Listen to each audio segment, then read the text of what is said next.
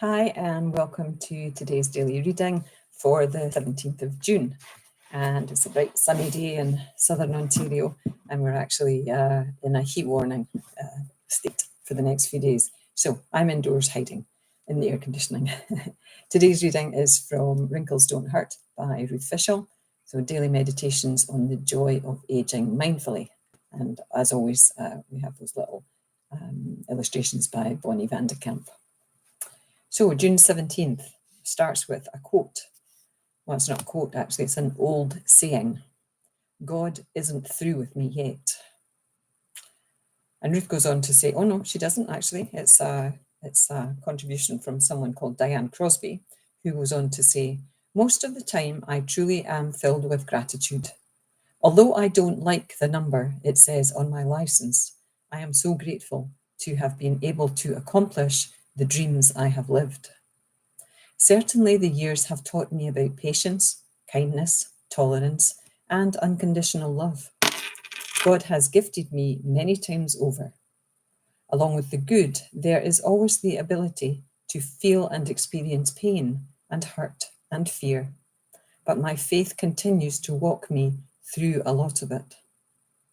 Prayer is a relief and an unburdening of things I have no power over. In truth, I still feel that pain, but it doesn't paralyze me as it once did. And then at the bottom, I am so grateful that I can turn over everything for which I am powerless and know that God is guiding me to peace. And a little illustration here of a little person looking up to God and just saying, God. Yeah.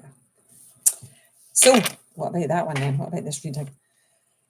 Most of the time, I truly am filled with gratitude. Yes, I identify with that completely.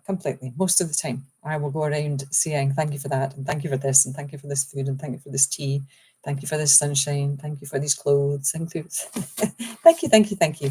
Because over the years, I've read so many books about the kind of positive results of being grateful, using gratitude in your life, that we can always find something to be grateful for, even in the darkest of times. So, I totally get I'm filled with gratitude most of the time, because we all have bad days.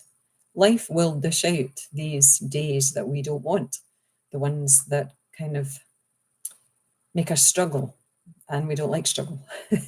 We all want it to be easy, but the struggle is what makes us grow. The struggle is what makes us into who we are. And if we didn't have those struggles, I don't believe we'd grow very much in our lifetime. So I think those of us who have chosen very hard things to experience in our lifetimes are maybe older souls that have a little bit of experience in the easy stuff and have chosen some harder stuff. And I always like to believe that I have chosen everything that I'm experiencing because I knew that I was strong enough to deal with it.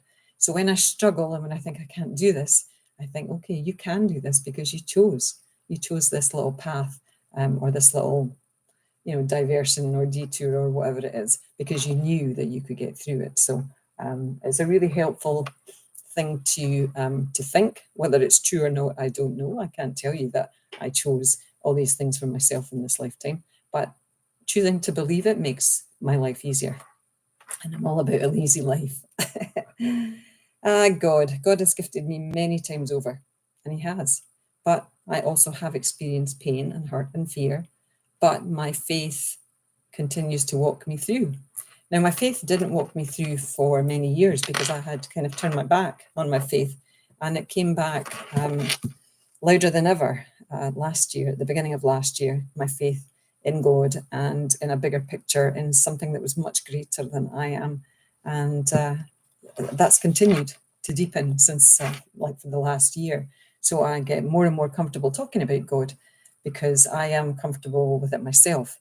Previous to the beginning of last year, I rarely said the word God. I would say the universe, the creator, blah, blah, blah, because I did believe in a bigger picture.